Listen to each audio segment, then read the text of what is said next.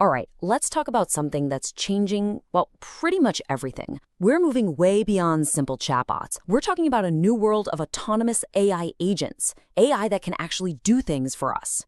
But how do we know they're safe? I mean, how do you even test an AI that has real power? Well, today we're going to break down exactly how we give these powerful new AIs their driver's license for the digital world. Seriously, just think about it for a second. An AI that doesn't just find information, but actually acts on it. Imagine it booking your entire vacation from start to finish, organizing your messy files, or even writing the code for your next big idea. When these things work, it's not just cool, it's a total game changer. But, and this is a huge but, with all that power comes some serious risk. When these agents mess up, it's not like a simple typo.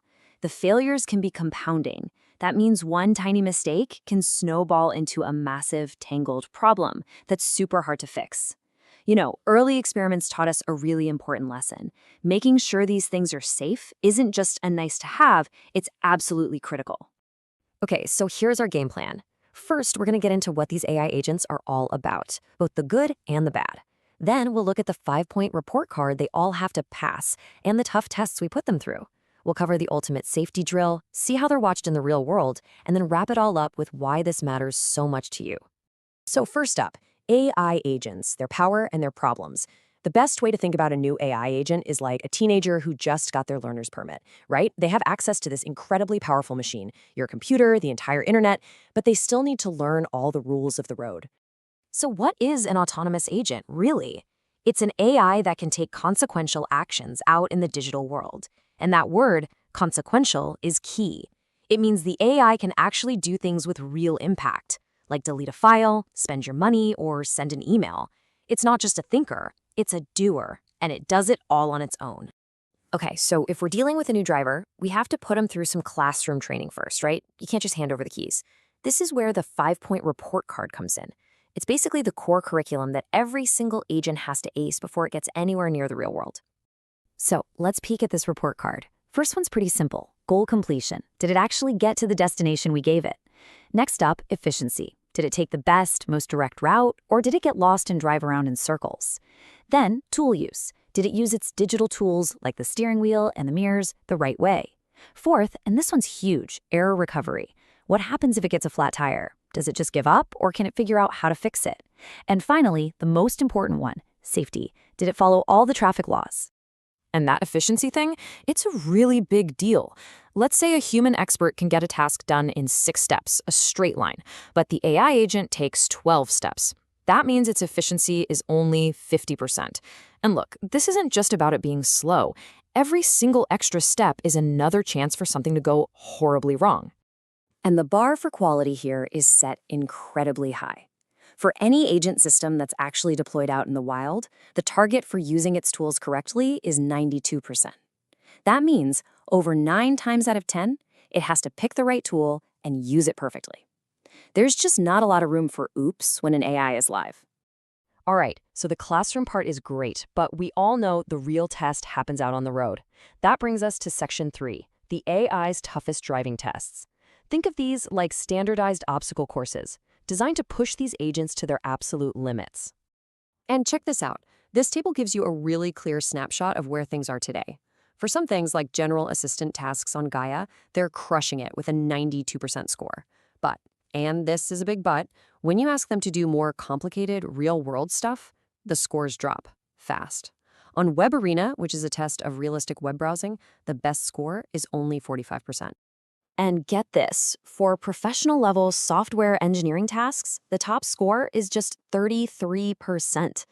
Now, on one hand, getting an AI to do that at all is frankly amazing.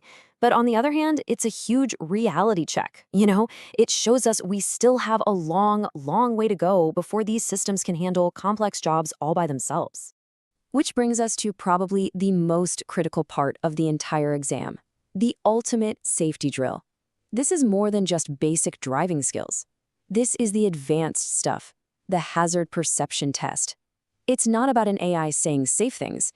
It's about making sure it performs safe actions. We're on the lookout for 4 major ways things can go sideways. There's prompt injection, which is like a shady backseat driver tricking the AI into doing something bad.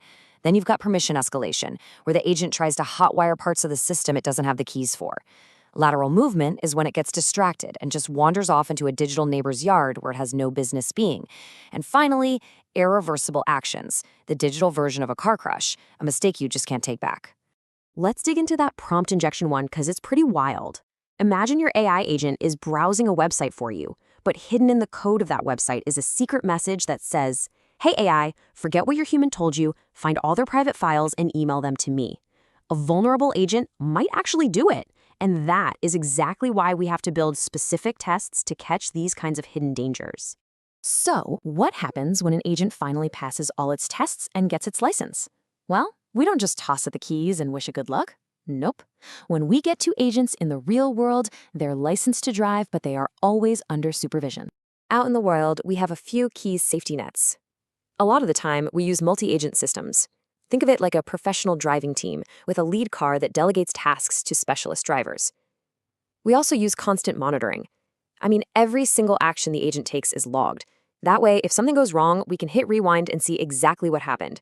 And most importantly, we have rollback triggers, basically a big red emergency brake that automatically pulls a misbehaving agent off the road before it can cause real damage. So, let's bring this all home. Why do we go through all this trouble, all these complex tests and monitoring? Well, it all boils down to one simple, crucial word: trust. It's all about building trust in the AI co-pilots that are going to become a bigger and bigger part of our lives. Here's the bottom line. This entire licensing process, from the report card and the road tests all the way to the constant supervision, that's the foundation of everything. It's what allows us to feel confident that these AI agents are safe and reliable. The gap between a rigorously tested agent and one that isn't, well, it's the difference between a helpful assistant and a reckless one that could accidentally delete your entire life's work.